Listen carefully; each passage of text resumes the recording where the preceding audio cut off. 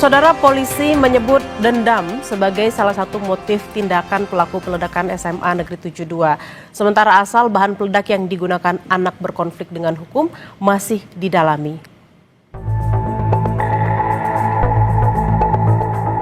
Ledakan di SMA N72 meninggalkan dampak mendalam bagi siswa, guru, serta seluruh pekerja di lingkungan sekolah maupun orang tua siswa.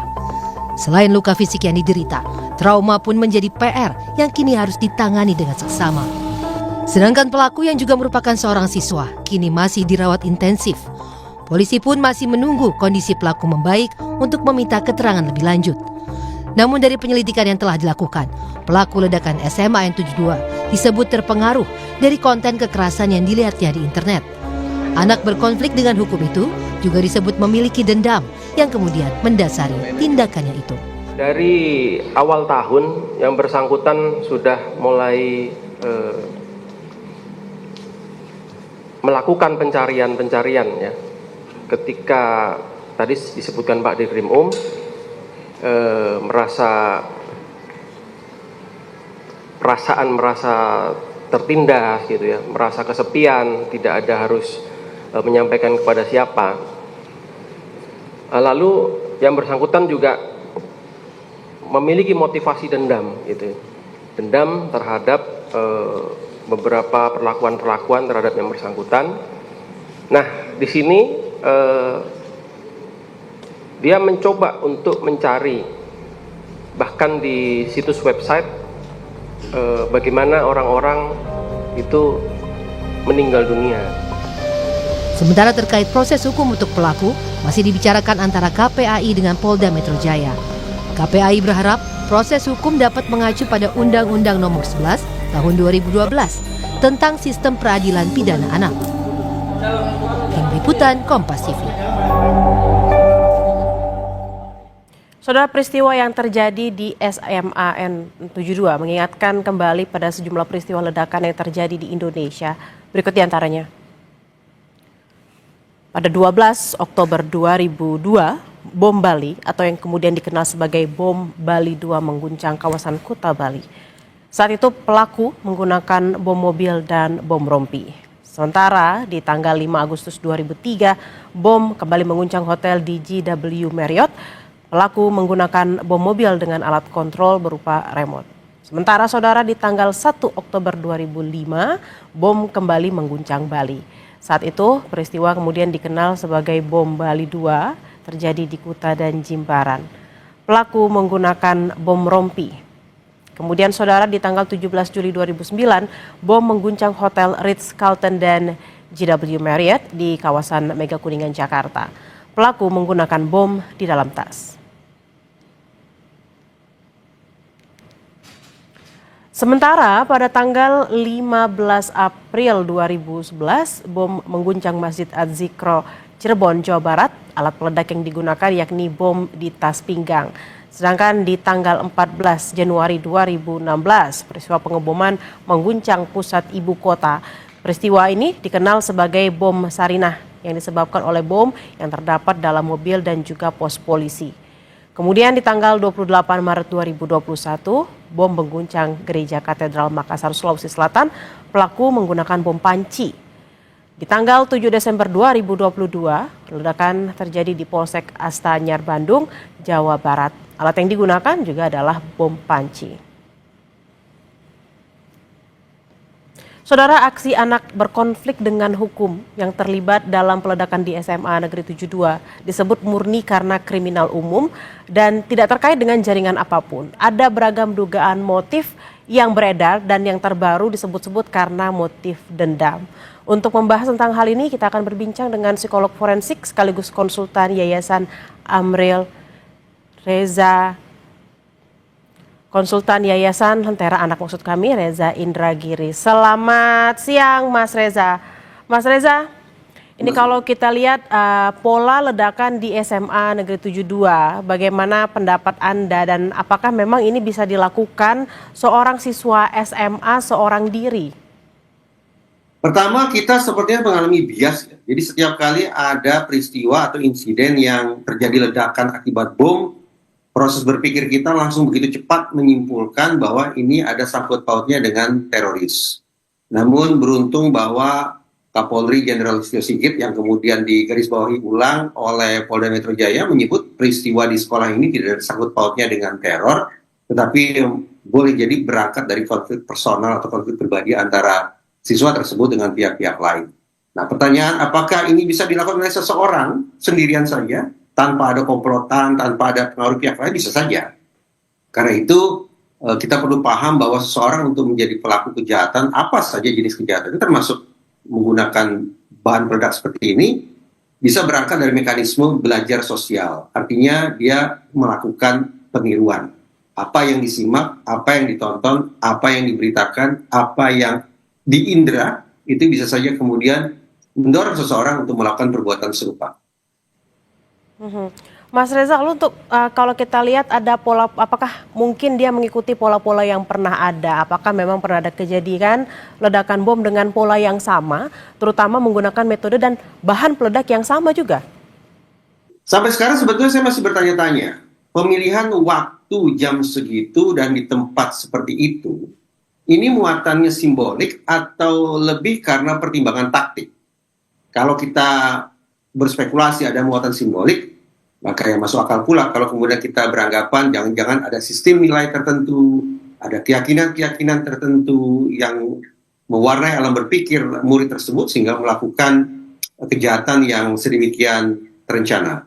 Tapi sebaliknya kalau kita memandang ini lebih karena pertimbangan taktik, maka kita memandang bahwa siswa tersebut menjadikan hari tersebut dan di lokasi semacam itu sebagai tempat dia beraksi, lebih karena berangkat dari pemikiran bahwa dengan sekali gebrak akan sekian banyak korban bisa berserak. Berarti memang si anak yang berkonflik dengan hukum ini sudah mempertimbangkan bahwa memang baik itu tadi ada taktiknya atau rencananya, memang sudah difikirkan sehingga akhirnya terjadilah kejadian yang kemarin itu, Mas Reza? Kita tentu bersepakat ini adalah boleh buat kita menyebutnya sebagai kejahatan yang berencana. Walaupun sebetulnya untuk kasus-kasus pidana yang dilakukan oleh anak kita lebih tepat menggunakan istilah kenakalan, tapi dengan bobot yang sedemikian besar tampaknya tidak keliru juga kalau kemudian kita gunakan kata kejahatan. Sekali lagi kejahatan berencana. Cirinya apa? Dalam kejahatan berencana, pelaku sudah mempertimbangkan atau memperhitungkan adanya target, insentif, sumber daya, dan risiko. Perkiraan saya, 4 unsur ini juga sudah masuk dalam kalkulasi ABH tersebut. Sehingga sekali lagi, ini bukan kejahatan spontan, bukan sebuah aksi yang berlangsung sekonyong-konyong, tetapi merupakan aksi yang sifatnya berencana. Salah satu dugaan motif yang beredar dan menjadi perbincangan adalah karena konten kekerasan di internet. Lalu seberapa besar sebenarnya pengaruh antara tontonan terhadap perilaku seseorang, mau itu menonton ataupun mungkin menggunakan game seperti itu, Mas Reza? Tadi saya katakan bahwa ada mekanisme belajar sosial atau peniruan yang kemudian kita anggap bisa saja berlangsung pada diri ABH ini. Itulah menjadi sebuah musabab mengapa dia melakukan tindakan kekerasan sedemikian rupa. Tetapi bagi saya, penjelasan tentang tayangan-tayangan kekerasan tidak memadai untuk menjelaskan duduk persoalan ini secara lebih komprehensif. Karena mari kita bayangkan, ada 1 juta murid yang hari ini menonton konten kekerasan, pasti tidak serta-merta 1 juta murid itu esok hari akan melakukan kekerasan. Jadi di samping faktor eksternal, entah itu media sosial atau apapun namanya, di samping faktor eksternal sesungguhnya ada faktor internal yang sangat berpengaruh, yang sangat dominan, yang sangat menentukan apakah pada akhirnya seseorang yang menonton tayangan kekerasan akan melakukan atau tidak melakukan kekerasan. Nah, sampai hari ini kalau kita berbincang tentang faktor internal yang mungkin berada pada diri ABH tersebut, memang penjelasannya belum mencapai kesepakatan ya menurut saya antar lembaga. Contoh, dari Polda Metro Jaya menyebut ini barangkali bersangkut paut dengan perlakuan yang tidak tepat yang saya bayangkan selaras dengan perkataan Kapolri, ini bersangkut paut dengan perundungan. Sementara kemarin di Sapa Malam Kompas TV sempat saya berbincang dengan salah seorang komisioner KPAI yang menyebut bahwa ini boleh jadi bersangkut paut dengan pola pengasuhan yang tidak adekuat atau tidak optimal. Nah, tinggal lagi bagaimana kemudian kita memposisikan masing-masing faktor tersebut sehingga terbangunlah sebuah narasi yang utuh dan narasi yang otentik sesuai dengan kondisi anak tersebut. Mas Reza, kalau tadi sempat ditekankan bahwa lebih kepada faktor internal, apakah itu dendam karena mungkin perundungan atau mungkin karena pola asuh. Lalu apa dorongan sehingga akhirnya ABH ini kemudian melakukan tindakan meledakan bom di sekolah? Apakah memang bisa melakukan sejauh ini karena rasa sakit hati tadi? Saya selalu berasumsi bahwa korban perundungan tidak hanya mengalami viktimisasi tunggal, tapi dia mengalami viktimisasi majemuk. Viktimisasi pertama bermula ketika dia mendapatkan perlakuan yang katakanlah tidak menyenangkan dari teman-temannya. Berlanjut ketika kemudian anak mencoba mengadukan masalahnya ke sekolah atau ke rumah, justru pihak-pihak yang semestinya memberikan pertolongan justru memberikan ujangan-ujangan yang semakin memojokkan anak. Katakan maafkan saja, tetap mencoba bersabar, terus berteman, waktu yang akan mengobati lukamu. Kalimat-kalimat yang terdengar indah itu justru merupakan cerminan viktimisasi kedua yang diterima oleh si anak. Anak kemudian berlanjut mencoba melapor ke polisi karena meyakini bahwa polisi adalah sahabat anak.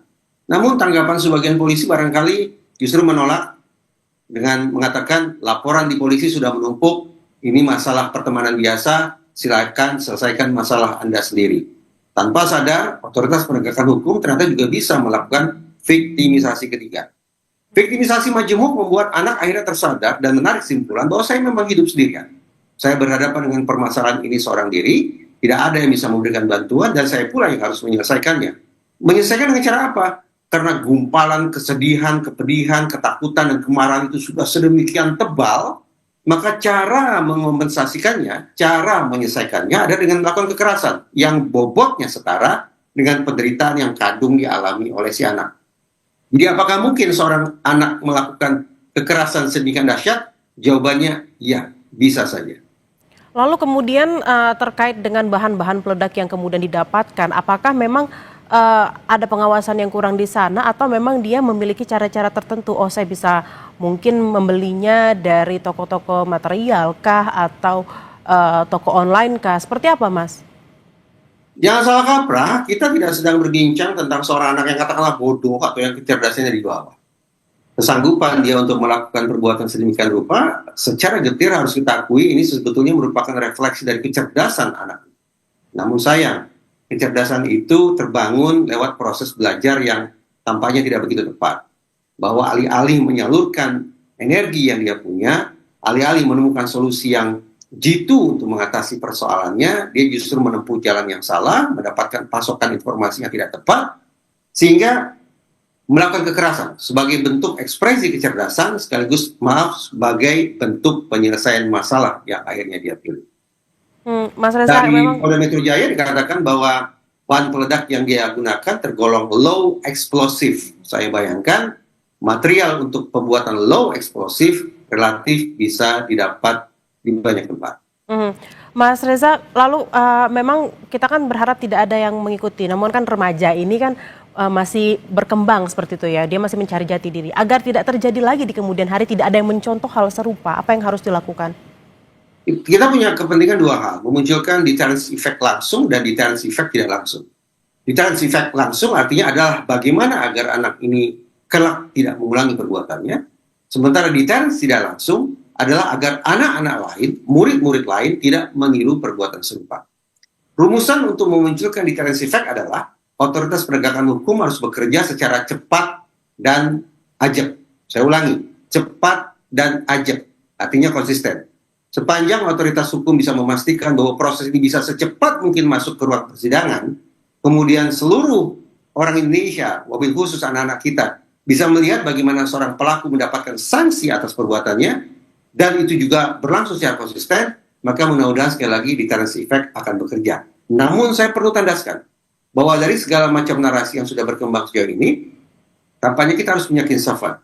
Kita tidak semata-mata berbincang tentang seorang siswa SMA yang berkedudukan sebagai pelaku atau anak yang berkonflik dengan hukum, tapi pada saat yang sama, besar kemungkinan anak ini juga sekaligus korban. Pertanyaannya, terhadap anak sebagai pelaku, kita akan mintai pertanggungjawabannya secara pidana. Tapi anak sebagai korban, bagaimana negara akan merealisasikan perlindungan khusus kepada dirinya? Baik, terima kasih atas obrolannya di siang hari ini. Reza Indragiri, psikolog forensik dan juga konsultan Yayasan Lentera Anak. Selamat beraktivitas kembali. Terima kasih.